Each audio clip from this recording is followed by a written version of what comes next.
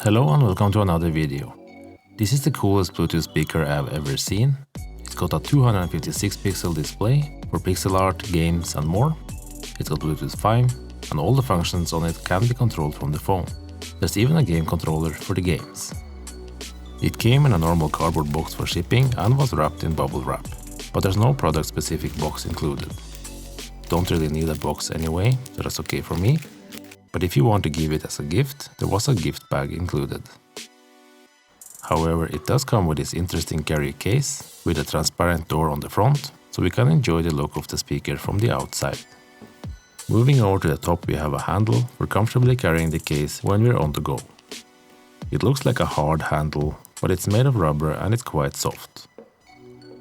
On the left side is the hinge, and on the back are some specifications and a QR code for installing the app. On the right side is a rectangular mark, and pressing this area lets us open the door. I think this is the first speaker I have seen that looks like a retro PC, and it sure looks very nice. At first I thought it's strange that there's no accessories included. At least there should be a USB cable, but fear not, everything we need is here.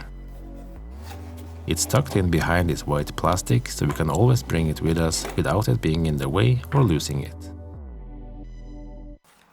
First we have some pixel art stickers, and I guess it's for decorating the speaker, if you want to. Next is a user manual in different languages.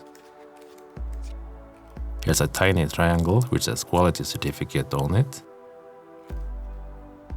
Last is a USB Type-C cable for charging the speaker. Let me know in the comments below if there are any other interesting looking speakers out there. This may be the most interesting one I've ever seen. On the front we have the screen and the controls for navigating through the menus. Around the side is the memory card slot, the power button and the connector for charging. On the back we have a venting port for better bass reflex. It's a so-called dual passive design. The left side is completely empty, and under we find some text and a QR code. The speaker itself is located on top, behind a nice looking mesh. This is actually a mechanical keyboard, so the keys are quite satisfying to press, and they have a pretty loud sound. On the right side we have something that looks like a joystick, but it really only functions as a button. It can only be pulled in one direction. It's not a very big speaker, but at over 500 grams it's got a good weight to it, and the build quality feels very nice.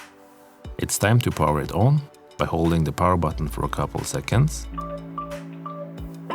If you now look at the keyboard, you'll see that the keys are backlit, so seeing them in the dark is easy. The startup sound effects are also kinda cool. The first time you turn it on, a Bluetooth icon will pop up on the screen to show it's ready for pairing. It's got Bluetooth 5, and to pair it with a phone, all we need to do is open the Bluetooth list and find D2 Lite. Select it, confirm the pairing, and we're done. Now you can see the current time on the screen, and we can start going through its functions.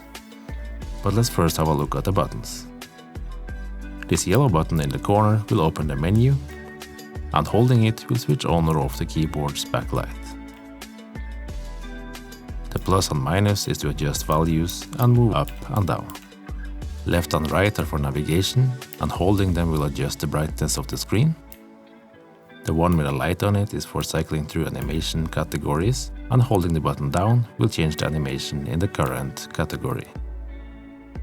There's also a couple buttons below the video, so make sure to click them to subscribe and get notified when I post new videos. If you ever need to know how much battery is left on the speaker, just press the power button once. The battery indicator will pop up on the screen. The first options we get in the menu are some categories. We have games, pixel painting, some tools, the alarm clock, and music source. In games we have a few to choose from, like different Tetris games, Magic 8 Ball, Dice, and even the old Snake game we had on old Nokia phones. The golden stick on the side works as a select button, and the arrow keys are for controlling whatever is on the screen. They mostly work fine, but I did experience some missed clicks, especially when very carefully pressing the buttons. If you don't like using the buttons, It is possible to control the games by using on-screen controls on the phone. The paint thing is kind of a filler game, or what to call it. Not really sure what the point is here, but I guess it can be relaxing to sit and feel the image. In the tools section we find some helpful things like a scoreboard, so you can keep score of anything you like.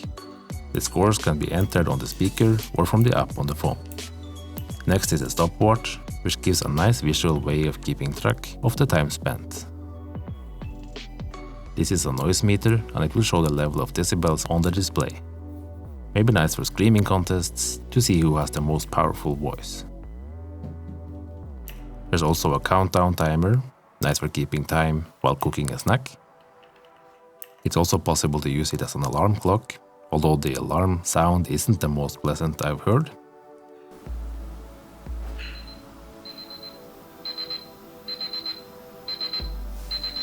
The last option is the sound source, and here you can choose if you want to play music from a Bluetooth device or a memory card. Since the speaker has a built-in microphone, we can answer calls on it. However, the on-screen notifications for incoming calls doesn't show who is calling. It would be nice to see a name. Almost every function on the Ditoo speaker can be controlled from the app, called Divoom. In here there's a lot we can do. We can, for example, make our own pixel art, but hopefully you're better than me at this. We can make custom animations here.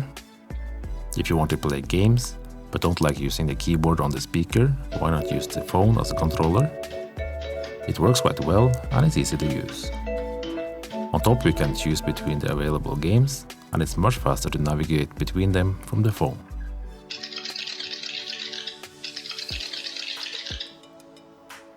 Pixel coloring is here, and it's easy to choose the design we want.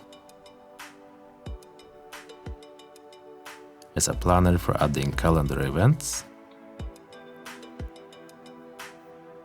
Setting alarms is much easier to do from the app, and we can set quite a few of them. Good for us who like the snooze button. There's also a sound mixer for those who want to make some music. I haven't tried it much, so I'm not sure how it works. The editor lets us put some text on the screen with a custom background color. Clicking the play button will start it. It's also possible to add some layers, effects and colors. Down here we have a voice memo function, which allows us to record a message and play it back on the speaker. Just hold the button for as long as you want to record and let go when you're done. To play the message, just pull the stick on the speaker. Testing. We can also add some voice effects by tapping the icons here. Testing. Testing. If you like having some background sound effects while sleeping, they are also in the app. On top we can choose how long we want it to play.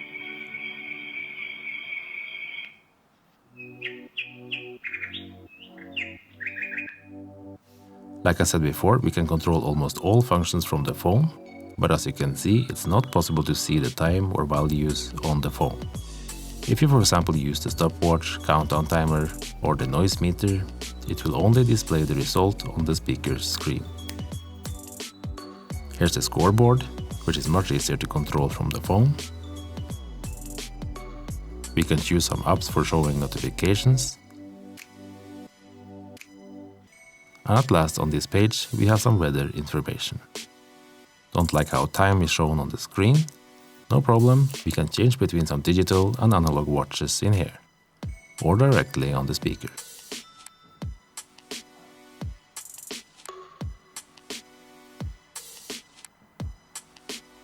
The small round icons at the bottom are for toggling on or off weather information, temperature, date, and some animation, or whatever it is. The app really gives us a lot of control of the speaker, and it's all quite well made. The app is also full of different pixel art, animations and more that can be downloaded and put on the speaker. This is a community of many users who share their own creations, and if you want, you can upload and share your own. Anyway, this is a speaker, and I think it's time to check out how it handles music. So let's start with the music source. As we saw earlier, there are two ways of playing music on the speaker. We can put a memory card into the slot on the side here, or we can play by Bluetooth from another device. Since the speaker is connected to my phone, I use Google Music as my source. It's quite convenient as I can control the music from the speaker's keyboard. The golden stick is used to play and pause. To switch songs forward or backwards, we use the arrow keys. As you can see, the song's title will slide across the screen. We can also adjust the volume with the plus and minus keys. If you don't like controlling these functions from the speaker, it is of course possible to do everything directly from the phone. Regarding sound quality, I was positively surprised. It's a compact speaker, but the sound is quite good and it's got more bass than I expected. At loud volume I can actually feel the vibration in the table as it's playing. Vocals sound nice and there's no harsh tones from the highs.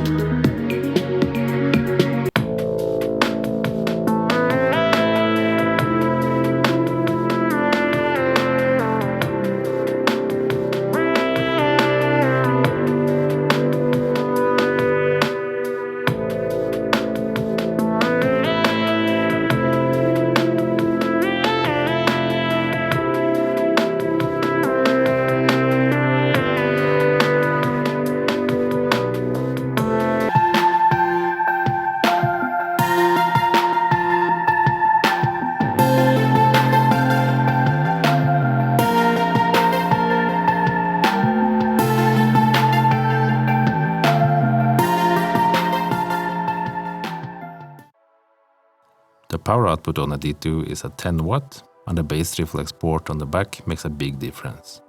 The battery in here is at 3000 mAh and should last up to 8 hours. It will of course depend on the volume, the screen's brightness, animations and so on. It's also very loud, and while watching a YouTube video, I find it to be loud enough at around 40%. While listening to a bit loud music, I found that around 67% was enough. You can of course go all the way up to 100%, but it's very loud. Distortions only get noticeable when playing around the max volume. It is a mono speaker, so we only have one speaker, and comparing it to a big stereo Bluetooth speaker wouldn't be fair. But for what it is, it's surprisingly good and very interesting. So all in all, a very nice looking speaker, and I love the retro pixel design. The sound quality is surprisingly good for such a small speaker, and the working pixel display looks fantastic. It seems that retro looking products are getting back into style, so please let me know in the comments below if there are any other unique looking products out there. Retro or not retro. And that's it for this video. If you liked it, click the like button, and if you didn't already subscribe, just click that button below the video and the bell for more. Have a nice day, and see you in the next video. Bye bye.